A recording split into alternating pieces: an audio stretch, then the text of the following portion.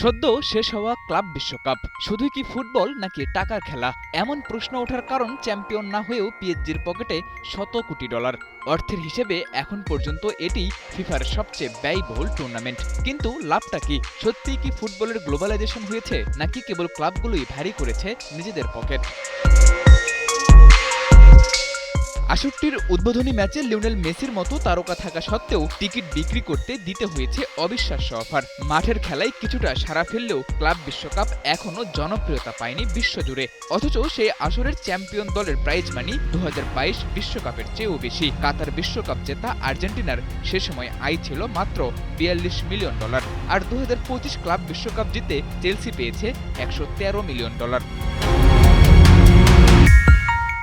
শুরু থেকেই সমালোচনায় থাকা ক্লাব বিশ্বকাপের প্রাইজ মানি ছিল $১ বিলিয়ন, যেখান থেকে টুর্নামেন্টে অংশ নেয়া ৩২ দলের জন্যই বরাদ্দ ছিল $৫২৫ মিলিয়ন, আর বাকিটা ছিল পারফরম্যান্সের উপর। সেখানেই বাজিমাত করেছে দুই ফাইনালিস্ট পিএসজি আর চেলসি। ক্লাব বিশ্বকাপে অংশ নিয়েই সব দলের মতো চেলসিও পেয়েছে $২৮ মিলিয়ন। তবে ৬৮র চ্যাম্পিয়ন হওয়ায় পারফরম্যান্স বোনাস হিসেবে ক্লাবটির আয় আরও $৮৪ মিলিয়ন। চ্যাম্পিয়ন চেলসির এত আয় দেখেই অবাক হওয়ার কিছু নেই, কারণ রানার্স আপ পিএসজিও যে পকেটে পড়েছে $১০৬ মিলিয়ন, বাংলাদেশি মুদ্রায় যা প্রায় ১৩০০ কোটি টাকা।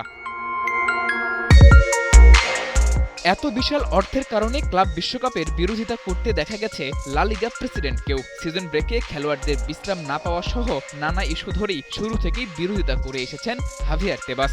তার সাথে সুর মিলিয়ে এক্সপার্ট অপিনিয়নের ভিত্তিতে গণমাধ্যমের একটা অংশও জানাচ্ছে ফুটবল এখন প্রকৃত ব্যাপারটাকে ছাপিয়ে হয়ে উঠেছে টাকার খেলা। এভাবে চলতে থাকলে হয়তো আগামীতে জয় পরাজয়ের চেয়েও বড় হয়ে দাঁড়াবে কার কত রেভিনিউ। সেই প্রসেস যদিও বেশ আগেই শুরু হয়ে গেছে।